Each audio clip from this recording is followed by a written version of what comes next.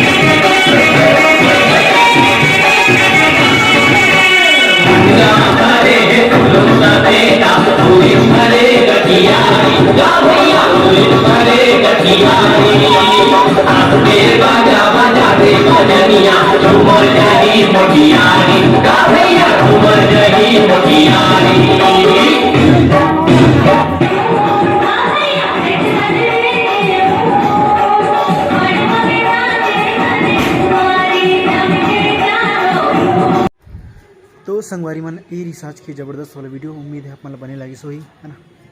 और अवैया वीडियो ला देखे बर झन बुलाओ, बहुत ही ज़बरदस्त वीडियो है भी। चल चलथन।